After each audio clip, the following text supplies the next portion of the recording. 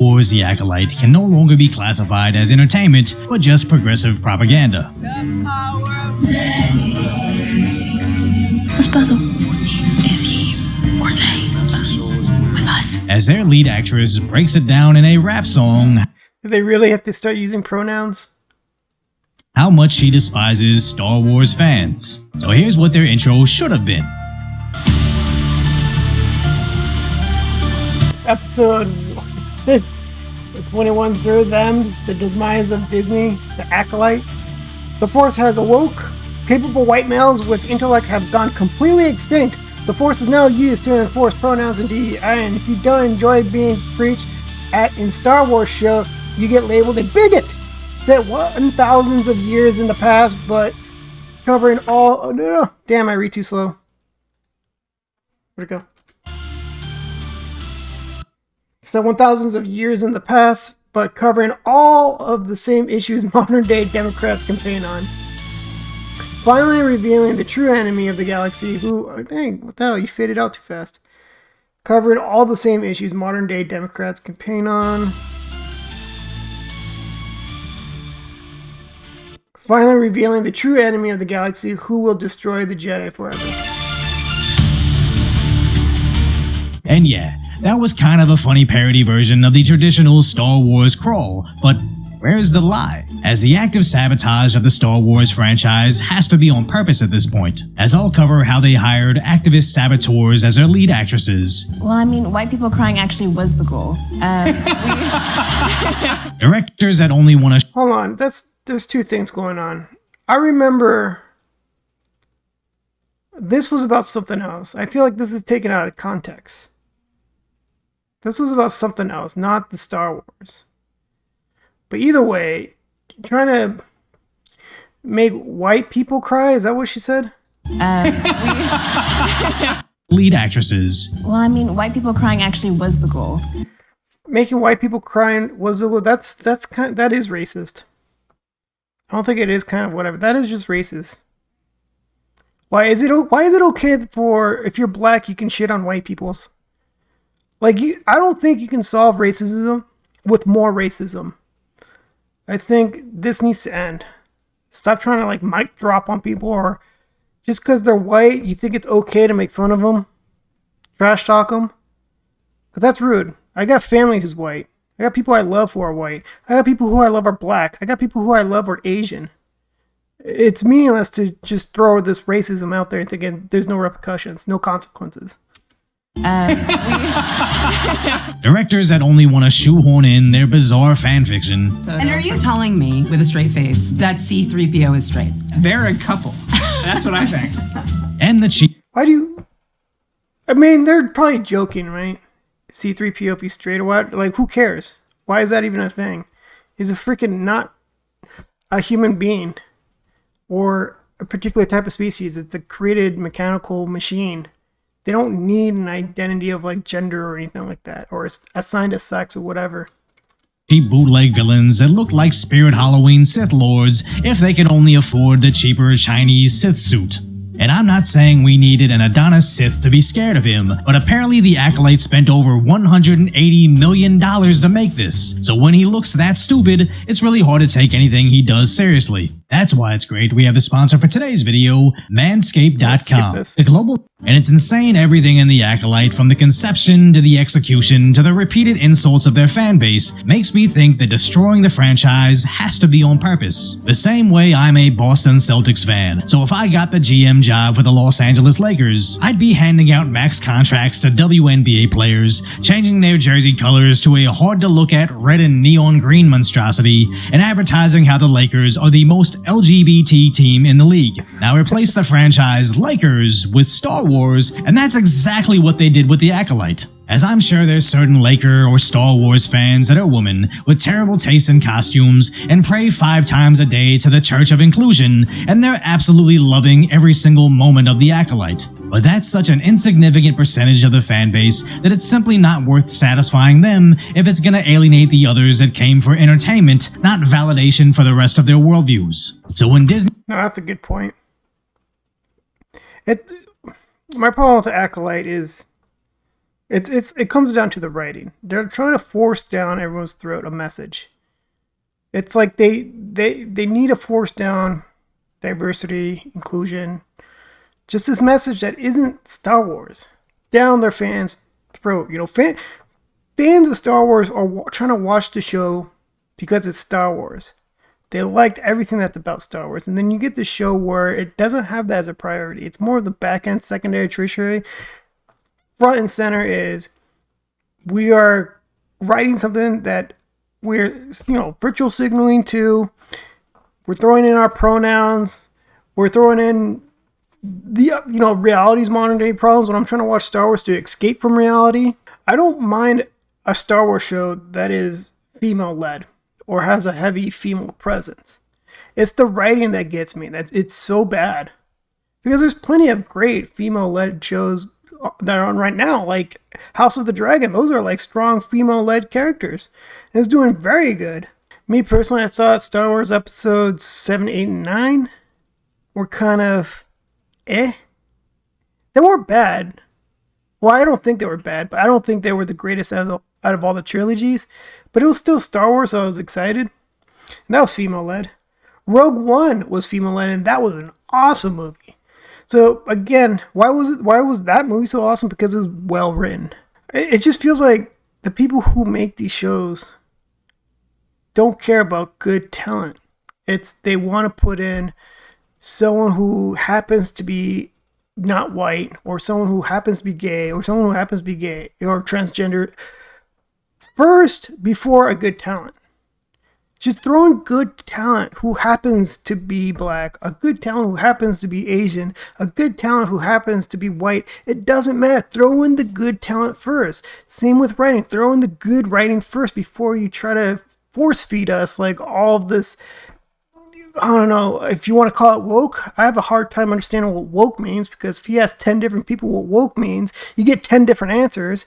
It's just a bunch of crap that you don't want forced down your throat. You're like, let me just enjoy this, because there's already real problems in the world. I don't need those problems to be in my Star Wars at all. Disney hired an actress that obviously has an issue with white people. They can't be surprised when she still does years later. You know that that's how they effectively made white people really afraid during that movie, was that they killed the dog. You know what I mean? I think it wasn't until I was older and I could really understand things infrastructurally that I got, oh, right, Hollywood is a white institution. And that means that representations within Hollywood are going to be extensions of white supremacy. And not just in Hollywood, but, in music, in entertainment, and in media. And when called out for it, releases a rap song to counteract the people calling her out. You try to weaponize everything that we do. The desperation of the presence is rising and nothing. But when the director... I did not watch that music video. I didn't even know it existed. Nor that podcast, so I can't really, fully understand it without, of course, having some level of throwing things out of context. But discrimination, racism, you're not going to solve it by throwing more racism, more race, or discrimination. Like, you're trying to turn the tables. It doesn't work. It's not helpful. No one learns anything. Me as a Hispanic, I've been called all the terrible things that you would call a Mexican, a Hispanic, a Latino, right? Those words I'm not going to say here because they're very offensive. But you could think of those offensive words, right? I've definitely been called that numerous times growing up. And things I learned is the people who are calling me that, trying to hurt, they're just trying to hurt me. Because that person who's calling me that is not happy with life, because happy people don't do that. Happy people are not trying to hurt others. That person's in pain. They're not satisfied with life. They're not going anywhere with life. So they're just channeling all the world's frustrations on others so they could feel their pain. Knowing that, I feel sorry for them, and I hope they get well. Also, cinema, movies, TV shows, they've been progressive forever, and there's been improvements with inclusions. But now it's not meant to be there to turn things around and make other people feel bad, as in white people, especially white males. How about we just learn to do better and show that we can all hold hands and do something great, provide great storytelling, provide great movies, provide great TV shows. This is not the place to be a social justice warrior.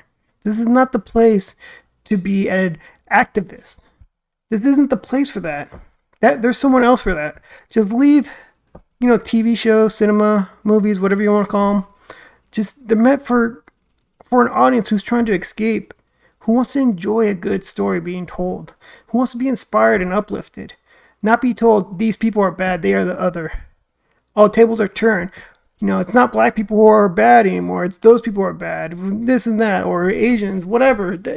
It's ridiculous. Is even worse than her lead. People have told me that it's the gayest Star Wars, and I'm frankly You're offended? into it. No, So when media outlets slam the show's poor performance for including the weirdest scenes ever, Nerdrotic slammed them to the masses over their wokeness, but also that it's just a bad show in general. And allegedly Luber posted and retracted this criticism of him and the critical drinker. Some audience members have issues with the show's diversity and LGBTQ+ themes, and those should be dismissed. However, viewers should genuinely examine the legitimate criticisms the Acolyte has received. Cultural critics like the critical drinker and Nerdrotic have dubbed the show lore-breaking for its recent revelations, but their commentary isn't productive. Rather, it encourages bigotry and hatred over a show that's just getting started. And notice how they never try to silence the criticism with objective or even subjective opinions as to why they're wrong. It's all... Before he gets to that, that's a good point. I don't want to say they're bad actors. I think it's just the writing, the terrible writing. It's really hard to really bring out the best out of you in your acting performance when the writing's so bad. It's like these are the lines that they read. Like really, these are, because it is bad. And I'm trying not to fault the actor so much. I think I'm faulting the writer so bad because that's where it starts. Always, I'm labeling you these mean, scary words, and unless you want my viewers to see you as a bigot, you have to stop bringing up those valid points, because the soft bigotry of low expectations tells us we can't criticize a female director and a POC cast the same way that we would do anybody else. As Inverse says, the Acolyte isn't ruining Star Wars, you are. Forbes If that's not gaslighting, I don't know what is. writes how their 15% score is embarrassing for the audience, with the Lucasfilm head saying it's because the male-dominated fanbase doesn't like female leads, as right now, the Acolyte has fallen to a historically low 13% audience score. But interestingly, the House of Dragon, with their 2 female leads, in a show actually about women fighting the patriarchy, is sitting at 86%. And even other Star Wars films like Rogue One, their female lead got them an 87%, higher than even their critics. And it's I feel like because those 2 good TV show and movie, female leads, yes. However, they're both white. So no, we're probably going to get another spin of like, it doesn't matter, women, men, whatever. It's a still white-led thing. And then you're going to have this whole new argument. It's going to be frustrating. Like, holy crap, man. Just be a good talent first. There's plenty of great talents who are not white. It's sad how shallow their deflection of, I hired a minority so you have to like it, becomes when time and time again people prove they don't care about the inclusivity of their favorite things. I like the LA Rams despite them never having an Asian quarterback. And honestly, if they ever DEI'd a subpar position player for the sake of inclusion, it would only set my race back if they got sacked every play until they actually die of DEI. And even though this sounds absurd, companies ending themselves over equity has now become a common theme, as Bud Light was the first to light their legacy on fire, with Sports Illustrated swimsuit magazine following suit, and now Sony had decided to add pronouns to their online game. And I'm telling you right now, from personal experience, anonymous online gamers are the absolute last people that demand political correctness, as I played a lot of Xbox Live in the Modern Warfare 2 era, and I can't tell you exactly why, but if you can't see my face and only hear my voice, a lot of people assume that I'm black. I don't know why, but I'd constantly be called the hard R, and not in the weird gamer way they call everybody that. No, I would hear it in detail how much they didn't like my perceived race, that they definitely weren't guessing Asian of all things. But he showed his face in the beginning of the video. This is my first time watching him. He has a fantastic voice, by the way. And he had me thinking, yeah, you would sound black to me. You know what? Before I move forward, I'm liking what he's providing. Subscribe, like. It just goes to show how these corporations run by college grads from liberal arts universities fundamentally don't understand their target audiences. As when Star Wars fans see scenes like this, with an open campfire occurring in the vacuum of space, they're gonna get upset. Now, other so-called fans say, but fires in space is something that Star Wars has always done. Now, I could go into the science of how gases exploding out of a spaceship isn't quite the same as a campfire in space, but honestly, I'm too stupid. The point being is if you have to argue why something is fun, it's probably not fun. As they're out there shoehorning in how Star Wars was always woke because they use the word "there" to describe an organization. Or going on specifically Asian Reddit boards to get mad that white nerds don't like The Acolyte despite not seeing the show themselves. And first and foremost, I've always been against the whole self-segregation that certain races insist on. The whole idea that this Redditor wants talking points as to why they like The Acolyte, not because they're enjoying it, but to prove white people wrong, perfectly encapsulates how these groups take the people on the fringes of not quite fitting in into full-blown weirdo outcasts that practically beg for their NPC programming. As I recently saw this subreddit called YouTube Drama that basically pins whoever they're currently canceling, where someone asked about Shoe on Head, finding out that she's actually not the pure liberal they thought she was, but then asked, who else should I stop watching? Please don't let me make the mistake of enjoying something that I'm not allowed to. And that's the difference between normal people and the modern day progressive left. I personally don't care if you love Star Wars. I even enjoyed the third movie of the sequel trilogy. It was just mindless fun that looked cool. And I'm sure a lot of you guys watching this didn't, and even despise Disney overall, but don't need me to pass a purity test of always agreeing and validating your opinions so you can enjoy the rest of my channel. You might think I'm simple-minded for liking Star Wars, the Fast and Furious, or basketball, but inversely, I'm never gonna lose my mind if you don't enjoy what I do. Oh. I know that the latest Star Wars movies, 7, 8, and 9, there was more, I guess you could say, diversity, people who are not white. For me, like, I don't care about the skin color, as long as you're a great actor. That comes first and foremost. I could care less that... I guess woke, like, some people think woke that, like, if you put a diverse group of people, oh, it's woke now. It should be 90 to 100% white, so it's not woke. No, I don't think so. I just care about good talent. Can you do the freaking job? That's all I care about. Can you do it better than the next person who happens to be white, who happens to be black, who happens to be Asian?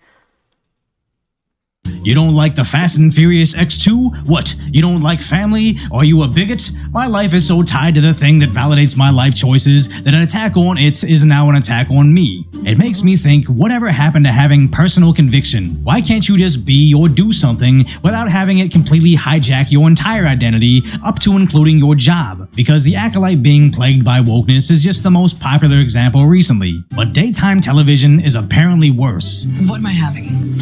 Are you sure? Yeah. It's a boy! Yes! Assuming that's how it identifies. And by worse, I mean terminally ill. Racism. I think your son's tumor was caused by racism. So as Get Woke, Go Broke goes from being a cautionary tale to their official corporate mission statement, it actually presents this once-in-a-lifetime opportunity for the next generation. I think of how the John Wick films are just mindless fun, but it wouldn't be must-see cinema if it wasn't the sole movie that didn't shove woke nonsense down your esophagus. So the bigger the box office busts become, the more likely one studio will break free from all the progressive nonsense and finally put profitability over pandering. So if you appreciate my concise, lighthearted commentary on the tragic status that is today's reality, hopefully I've earned your subscription, then go check out the video on the last time Disney had to put their so-called stars back in their place. That was a great video. I'll definitely leave a link to his video in my description of this video so you can go to it, like and subscribe to him. The concept of go woke and go broke. Like, it's true, like, if your fans don't like what's going on, they're going to stop attending and watching, and then you go broke. Because it almost feels like this is being forced upon, right? There's like a plan going on to enforce this behavior, so it can be normalized. We watch and go, oh yeah, that's how to act now. That's normal. We're so progressive. But there's a lot of pushback because people are like, no, we need to pump the brakes on this. I don't know if I agree to this. This is getting a little too far for me. And what bothers me is that this is Disney. It's for a young audience. Predominantly children.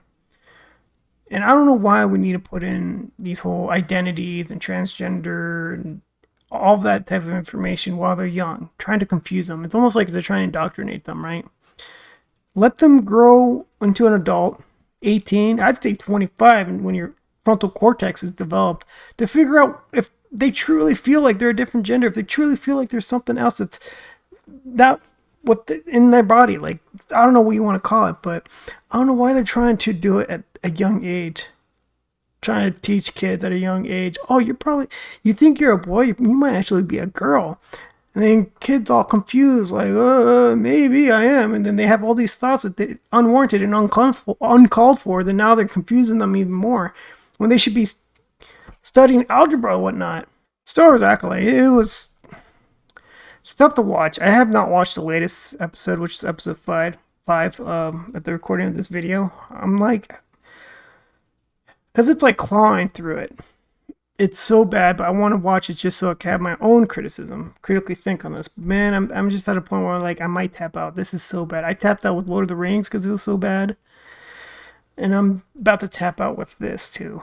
And I know there's going to be more episodes of YouTubers complaining about how terrible Acolyte is. And I agree with most of them, man. Because this is tough. It's tough to watch it. It really is. It doesn't feel like Star Wars at all. It feels like it should be something else. Like, create your own universe, a space universe, call it something else, where you can throw in all these messages that you want. Just don't put it in Star Wars. Star Wars has already been developed and grown into something. Just follow along with their outline and you'll be fine. I don't know why they keep trying to put in all these, I don't know, call it woke, whatever you want to call it, these ideologies that the fans just don't identify with at all. They identified with what George Lucas had, what he provided in his image. I think that's all I'll go, because if I go any farther, I might just pop a blood vessel or something. I don't know. It's frustrating, but at the same time, I guess it just hits me in the childhood, right? So I get it. I get people's frustrations, but I'll leave it to that. If you made it this far in this video, please hit the subscribe button. I think I deserve it at this point. Please hit the like button. And until next time, comment below too. Bye.